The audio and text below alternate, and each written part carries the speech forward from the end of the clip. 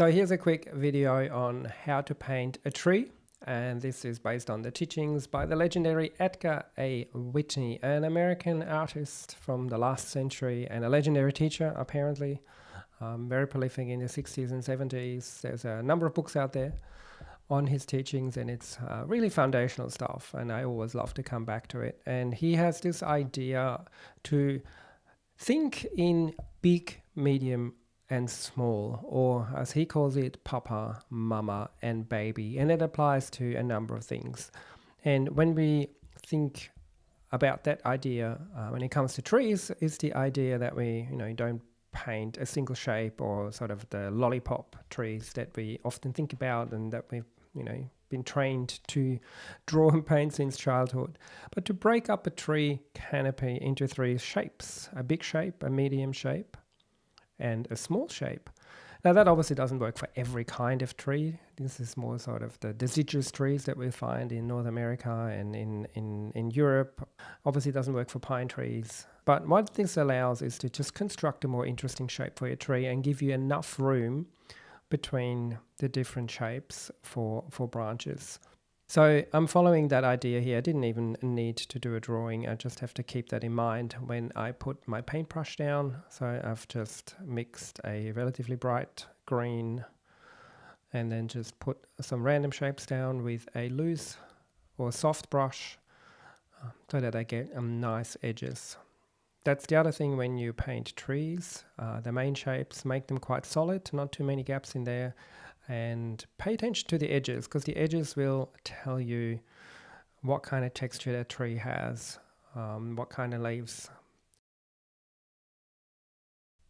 All right, while this is wet, I've dropped in some darker pigment, some ultramarine blue that I've mixed with some of my yellow.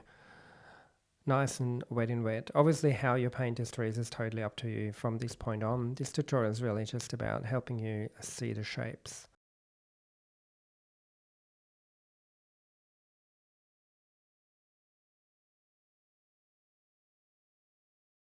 Let's look at it from a different angle, just for dramatic effect.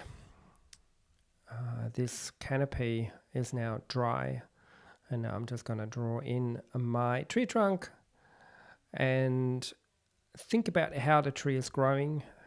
So I have to have a bit of an idea so that the branches do make sense, that they are connecting, even though we can't see them. It's another common mistake I see often, that when you continue in your mind how the branches are connecting to the trunk, that it doesn't add up. So it's something to pay attention to. And then you can see that I connected the top medium shape with the bottom large shape. And that gives us that three-dimensionality, because I've now made some of the canopy go behind the branches there at the top. And then I add a bit of shadow, not at the bottom of the tree, but add it just underneath the canopy, because that's where the shadow is. And then at the bottom of the trunk will actually pick up some of the reflected light from the ground up, so from the grass. So that's why the tree trunks are usually lighter where it meets the ground than where it meets the canopy. And then I just use my rigger just to add a few simple branches to it. And that's really all what this tutorial is about, just to help you think when you paint a large shape like a tree, not to paint it as one solid shape, but to break it up into big, medium, and small. And that should help you create much more interesting trees in your paintings. I hope this was useful. Thanks for watching.